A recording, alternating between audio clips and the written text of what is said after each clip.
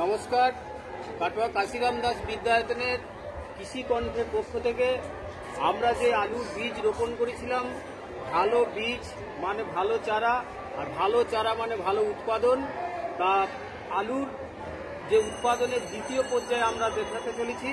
আপনারা ভিডিওটা শেষ পর্যন্ত দেখুন। নমস্কার।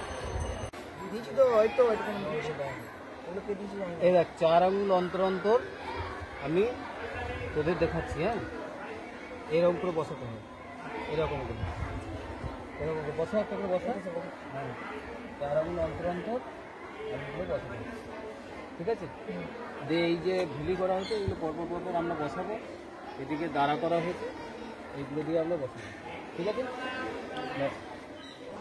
4 আঙুল অন্তর বীজ বপনের পর 2-1 দিনের মধ্যেই আপনি পুরো জমিটিতে জল সেচ দিয়ে দিন।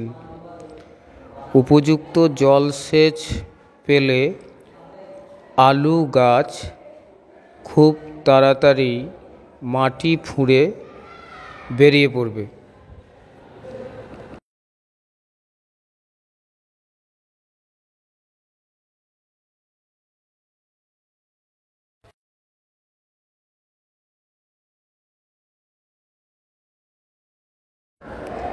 গাছগুলি বেরিয়ে যাওয়ার পরে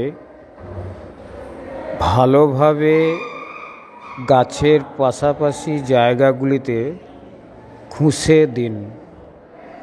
খুঁসে দিলে আপনার আলু গাছের গোড়ার মাটি আলগা হয়ে যাবে এবং গাছগুলি তাড়াতাড়ি বৃদ্ধি প্রাপ্ত হবে এবং ভালো চারা গাছ পাবেন।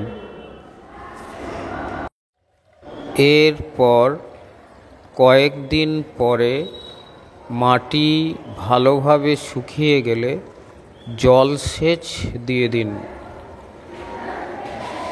নির্দিষ্ট জায়গা দিয়ে জল পৌঁছালে আলু গাছ পুরোপুরিভাবেই বেরিয়ে পড়বে এবং ভালো চারার জন্ম হবে। আলু আপনি ভালো পাবেন। গাছগুলি বড় হয়ে গেলে সারা মাটি দেওয়ার জন্য ভালো করে খুঁসে নিন। ছেলে অর্থাৎ আমাদের ছাত্রদের কিভাবে খুঁজতে হয় সেটাকে আমরা দেখাচ্ছি এবং কিভাবে সারা মাটি দিতে হয় সেটাকে আমরা দেখাচ্ছি। কৃষির সঙ্গে জলবায়ুর কী সম্পর্ক, অর্থাৎ আর্দ্রতা এলে যে সারা মাটি দিতে হয়, আর্দ্রতা অর্থাৎ মাটি শুকিয়ে গেলে তারপরে জলসেচ দিতে হয় এবং তারপরে একেবারে কানি মাটি কখন দিতে হয়, কিভাবে দিতে হয়, সেগুলি আমরা এখানে দেখিয়েছি। এর সাথে সাথে ভালো আলু গাছ আমরা তৈরি করে ভালো ফলন বৃদ্ধি করেছি। এর সাথে সাথে আমরা যে আলুগুলো পেয়েছি সেগুলি মিড ডে মিলে সরবরাহ করেছি। নমস্কার।